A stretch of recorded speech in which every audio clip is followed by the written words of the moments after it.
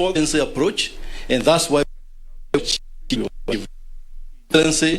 is historic, and history, when it's written, they'll remember that, Excellency, you did commission, you launched, you commissioned the largest PPP project in Africa. With those few remarks, Excellency, allow me to welcome you to make your remarks. Thank you, sir. Thank you, Waziri. Please be seated. Thank you very much. Your Excellency, Ambassador Zhu Pingjian, Ambassador of the People's Republic of China to Kenya, ministers, senior government officials, fellow Kenyans, let me just say that it is a distinct honor today as we are here celebrating a decade of renewal of public infrastructure as we commission this Nairobi Expressway. With the addition of this iconic motorway to the landscape of our capital city, Nairobi, our city of Nairobi now acquires not just a new suspended highway, but one whose design is bold and distinctive, inking a new chapter in our infrastructural development as a country.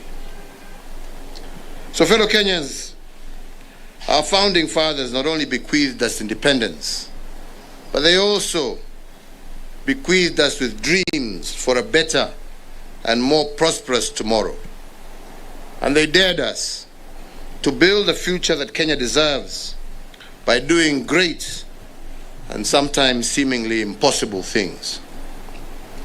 As they handed the baton of leadership to the generations that followed, they also wisely advised us that to do big things, we could only allow ourselves to be distracted by small things.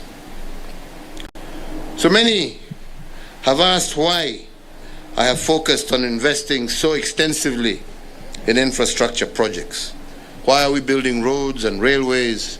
Why are we building floating bridges and fiber optic cables? Why are we developing new ports? And the answer to this should actually be clear to all. The Kenyan dream, conceived by those who struggled for and who secured our independence, was for a nation where the government implements transformative development programs and policies that boldly lay the foundation for achieving a better and prosperous Kenya for all. As correctly identified in our own Vision 2030, solid and functional infrastructure is a key enabler to the realization of that national dream. In that vein, our brick and mortar investments in roads, rails, ports and energy and other areas are not the dream. They are not the achievement.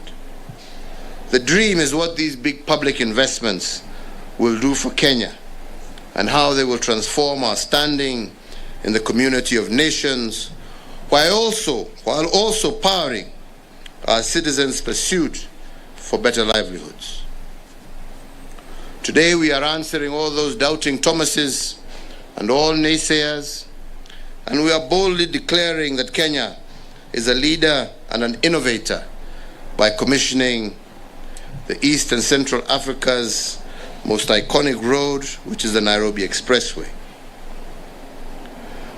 We dreamt, for example, for an end to the nightmare of the traffic gridlock in Nairobi, which experts have estimated used to cost our nation approximately 5 billion shillings every year in lost productivity and wasted fuel.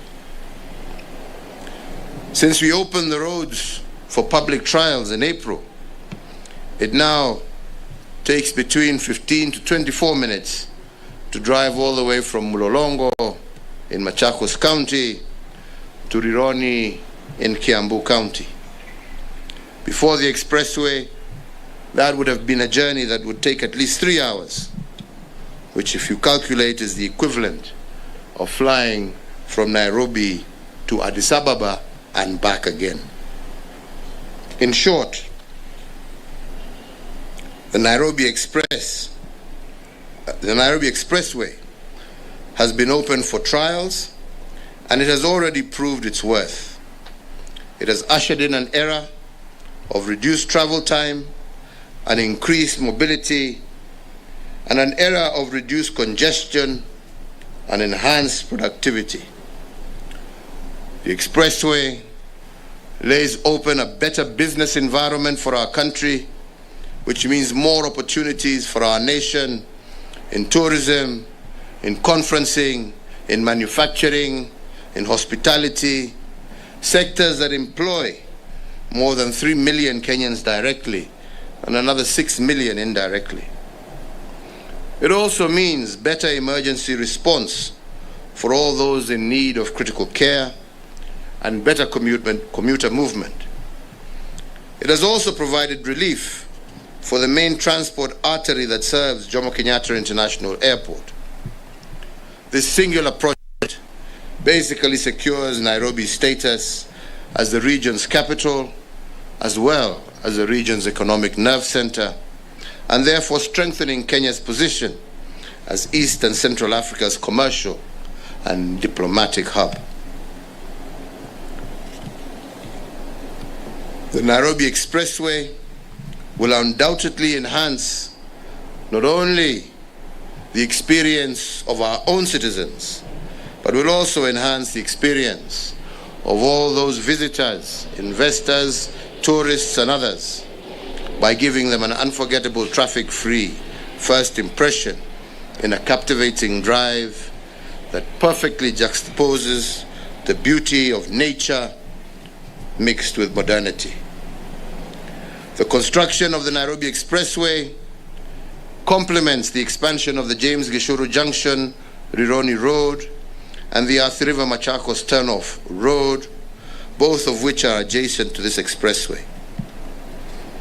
Other initiatives that have reduced congestion in Nairobi include the construction of the 97-kilometer long ring of 4 bypasses, the Eastern Bypass, the Southern Bypass, the Northern Bypass, the Western Bypass, as well as the expansion of Gong Road and Outer Ring Road, as well as the construction of Nairobi itself. Another significant milestone heralded by the Nairobi Expressway is a new model of delivering the public good through a fundamental overhaul. A fundamental overhaul of how we fund public investments. The Expressway has been executed through the public-private partnership model, meaning that this project that we see here today has not been financed through debt or government funds, other than those funds that were required for the relocation of utilities such as power lines, water piping, and fiber optic cables. Indeed, this is the first PPP road project in Kenya. The Nairobi Expressway marks the government's pivot towards leveraging private capital to bridge our infrastructural deficit. The private company executing this project, China Road and Bridge Corporation, has been responsible for designing, financing, and building the expressway, and will maintain and operate the expressway during the project's concession period. During this period, it will also recoup its investment by collecting toll charges from motorists who choose to use the expressway. The investor, which is China Road and Bridge, will then transfer the road to government at the end of the concession period. But also, the contractor has also started works on parts to revamp parts of the Mombasa Road, Uhuru Highway, and Wayaki Way that are adjacent to the expressway, and this is in partnership with the government of Kenya. So this project is therefore a prime example of what can be achieved when the public and private sectors work together. Indeed, it is amazing that during this trial period that has just come to an end, we have exceeded the number of vehicles that were expected by a higher margin, meaning that the returns from this project may be even achieved much sooner than had previously been projected. And for that, I congratulate our partners wherever they are. I don't know where they went. Pongera sana. Pongezi, thank you. But we also congratulate them for the execution of this complex project, which would not have been possible without the sacrifice of many individuals and entities. When this project began in October 2019, I did direct that an accelerated construction program be implemented within a target completion date of June 2022. I am pleased to note that the major construction works that were originally envisioned to take 36 months were completed within a period of 18 months. This stellar achievement is due to the enormous sacrifice and dedication of many parties. First and foremost, I want to thank all Kenyans, particularly the residents of Nairobi, who have had to cope with the inconvenience and the disruptions that came with the road construction. But our gratitude also goes to our partners, China Road Bridge Corporation, for choosing to invest and therefore demonstrating their confidence in our country, Kenya. I also want to thank the Ministry of Transport and Infrastructure, and indeed all other government agencies, as well as private parties that have been involved in the construction of this project. Your efforts in making this engineering masterpiece a reality and on schedule is greatly commended. Hongera to all of you, pongezi sana to all of you.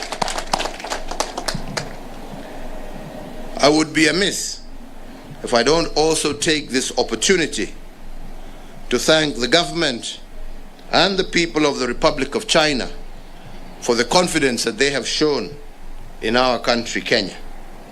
Without their confidence in our country, private sector would not have invested in our country. So again, our thanks to the government and the people of the Republic of China. Thank you very much. As you also know, today we have commissioned the revamped Nairobi Eastern Bypass, which we have expanded into a dual carriage.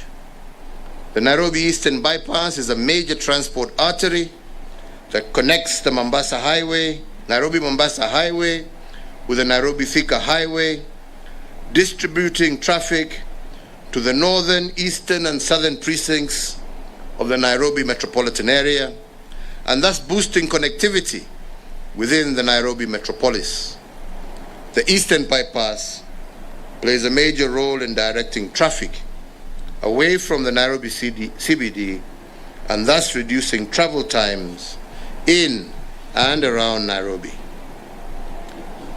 Since the Eastern Bypass was completed as a single carriage in 2014, considerable urbanization and commerce emerged along its economic corridor, occasioning a significant increase in traffic volumes. This resulted in severe and unprecedented traffic jams, so it was no longer functioning as a bypass, but rather that as a main road. This ultimately would have rendered the road unusable as a reliable link or bypass for Nairobi. So therefore, the expanded Eastern Bypass, which includes 5 new major vehicular crossings, 6-lane dual carriageways at the busy sections of the road, will greatly ease the congestion that existed on that road. So, ladies and gentlemen, during our term in office, we have built more than 11,500 kilometers of new tarmac roads, which have increased Kenya's paved road network by more than 85%. And as a result of accelerated road development and maintenance, more than 70% of Kenyans can now access an all-weather road network within a radius of 2 kilometers from their homes. These roads have improved access to schools, to hospitals, to trading centers, and facilitated intra- and inter-county movement. My administration has also upgraded a further 408 kilometers of access roads and related infrastructure in the densely populated areas of Nairobi. So for the first time, in places like Mukuru, Kibera, Mathare, you do now have tarmac roads, making it easier for all citizens to be able to meet their travel requirements. The expansive infrastructure milestones realized during my term has been built on the foundation of hard work and sacrifices of previous generations. And the challenge of our generation was to boldly further their agenda.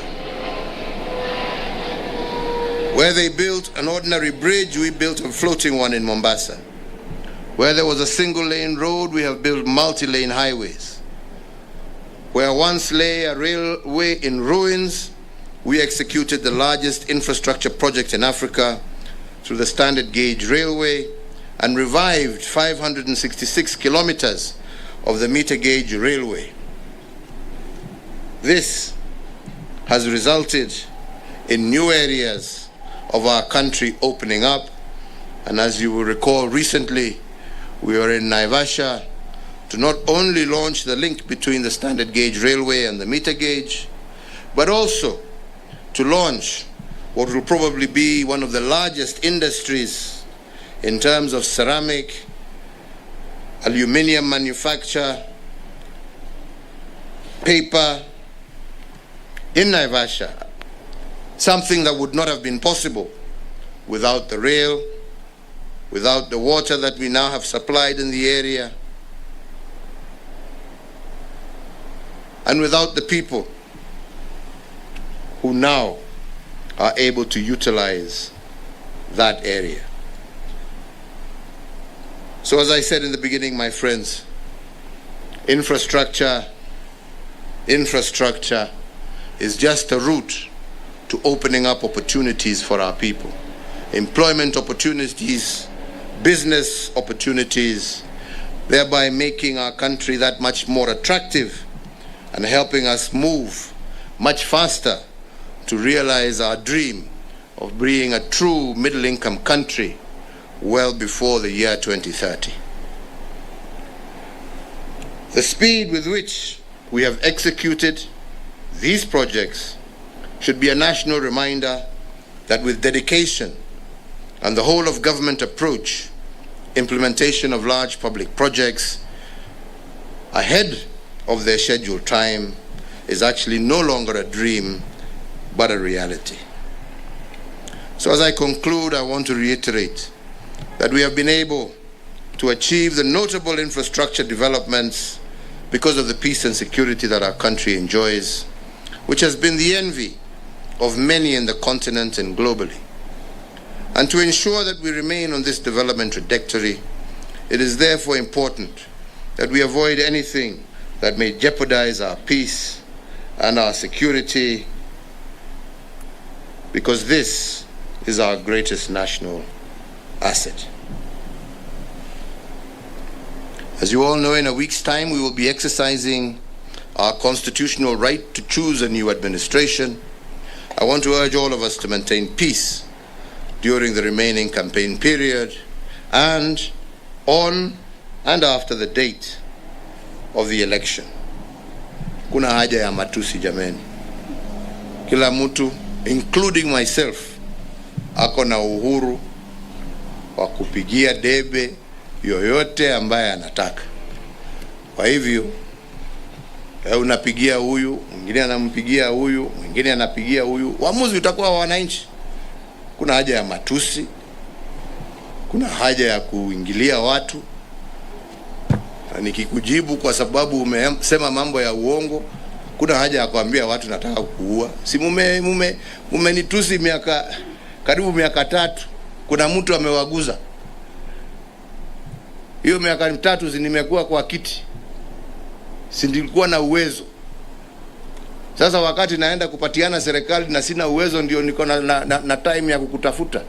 Piga story yako, uza sera zako, wachana na mimi. Mimi nafanya kazi yangu, nimalize.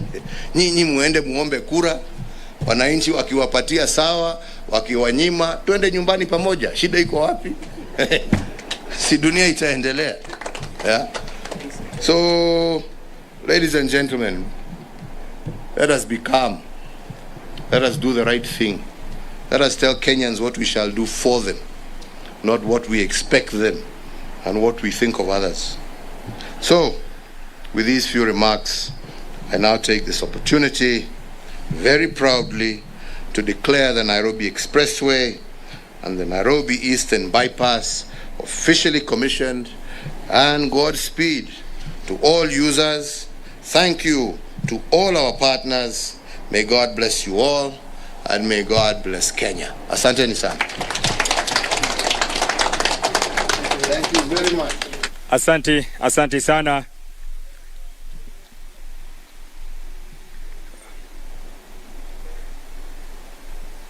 Baada ya hotuba ya Mheshimiwa Rais, tutamaliza sherehe yetu kwa wimbo wa taifa wa Jamhuri ya Kenya. Wimbo wa taifa.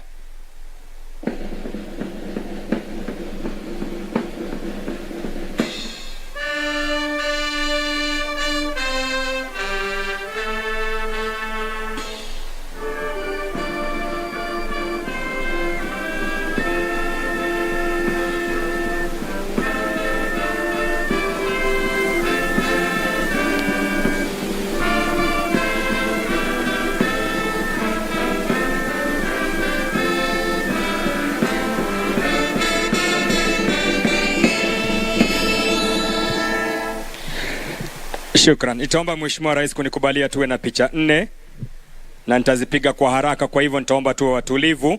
Niombe waziri wetu wa barabara, waziri wa mauzo, balozi, the NMS DG, Inspector General, the PS Infrastructure, and the chairman CRBC, PS Njoroge, to be seated.